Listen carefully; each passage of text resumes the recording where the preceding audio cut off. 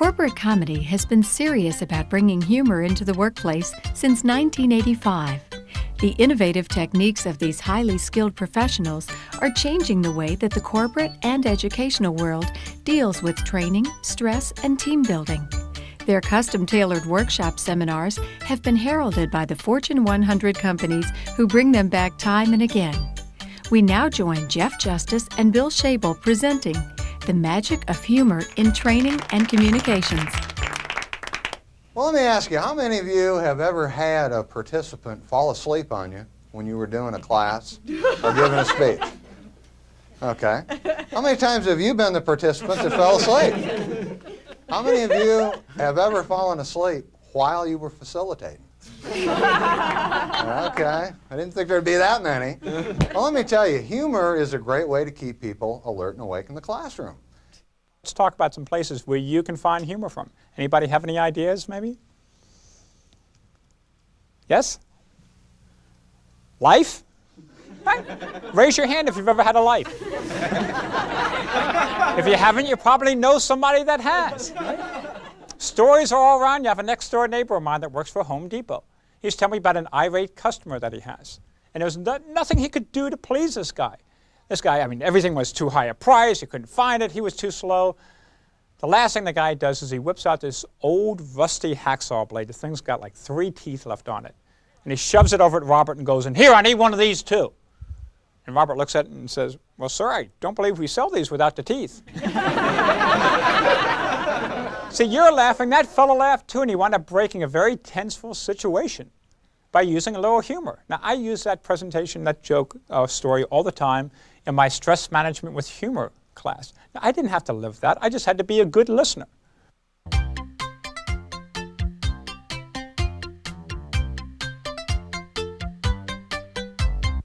Laughter triggers the release of adrenaline, norepinephrine, and dopamine into your system, along with 7 secret herbs and spices. All right, so we've gone over where to find humor from, how to apply humor, how to put it into your presentation or your speech. We know one type of humor that I think everybody should use a little bit of is poking fun at yourself. Now, most people, they don't want to use that. They think that if they poke fun at themselves, people won't have respect for them.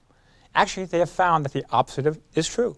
They found that if you are willing to poke fun at yourself, people will think that you must be so confident in yourself and so great at what you do in order to use that type of humor. And everybody could use it. Let's say, even just for the trainers that are here today, you could use a story like this. A fella gets in a car accident, wakes up in the hospital, the doctor's standing there going, "I've got good news and bad news for you. Which do you want first?" The guy says, "Well, you might as well give me the bad news." He says, "You just came out of a coma. You're going to go back into it any minute now. We don't know when." The guy says, "What's the good news?" He says, "Well, we can save you with a brain transplant." He says, "Great. What's stopping you?" He says, "You just got to decide how much you want to spend." He says, "We have doctor's brains for $2.50 an ounce. We have lawyer's brains for $1.50 an ounce. And we have trainer's brains for $1,000 an ounce."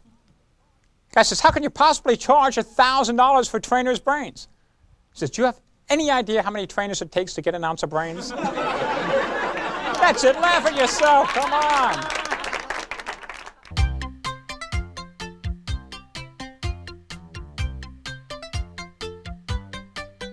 Storytelling is one of the most dynamic, one of the strongest, really probably one of the most effective ways to bring humor into the classroom. So what are people's biggest fears about using humor? Bombing, right? Or dead silence, even worse. Most people are afraid that if they use humor, they're going to wind up looking silly or foolish. I have news for you folks. You don't have to use humor in order to wind up looking silly or foolish.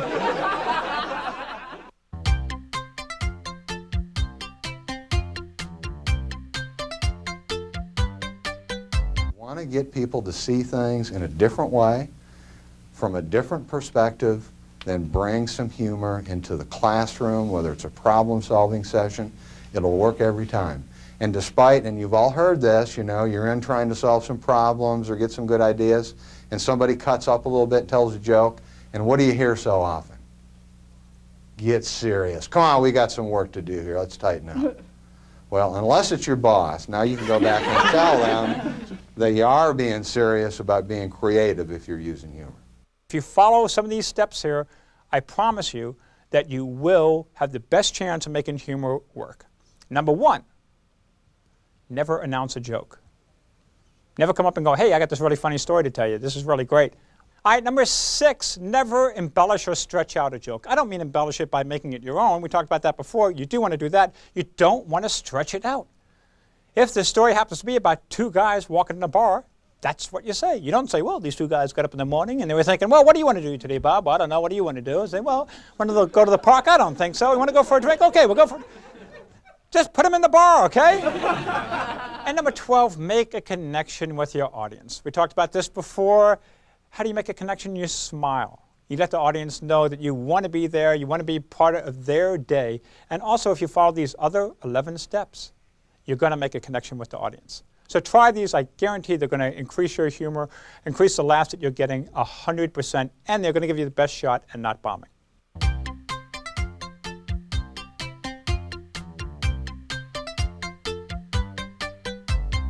If you've got a concept, you've got a thought that in and of itself is kind of hard to relate to, if you want to make it make sense and you want to make it be something that people can understand, then use a story. It'll work every time.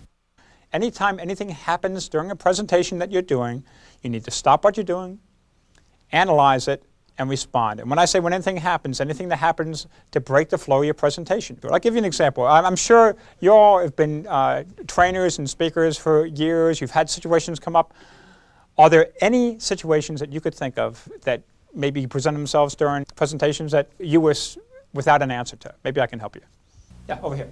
Okay, what if you have a class and in the morning there's like 50 people and then you go to lunch and you come back and there's like 20. I mean, not many people show up to the second part of the class. So you have a big crowd in the morning, like 50 people. You go to lunch and only 20 of them show up? Yep. Have you ever thought of using humor in training? I bet you will now. But that's a very serious situation because you know what everybody else in the room is thinking. We could have left too? How about saying something like, well, I guess you're the ones that didn't have the tuna surprise. But what I've done here, I did not make up any of those right on the spot, but it looked like I was ad-libbing. What I've done in the past is written down all the things that could go wrong during a presentation, and I write humorous responses for those. A lot of people make mistakes. I'm sure you do too. A friend of mine was telling me about one that he made. He was trying to do something good.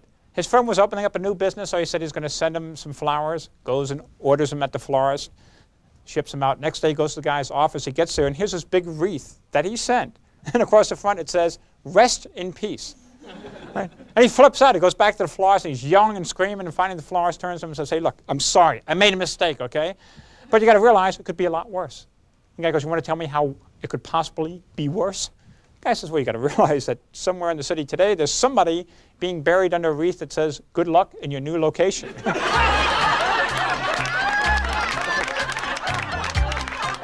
U.S. companies spend over $30 billion annually on education.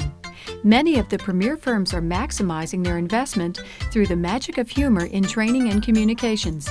To find out more about why and how to join them, please call the number you find on the front of this tape.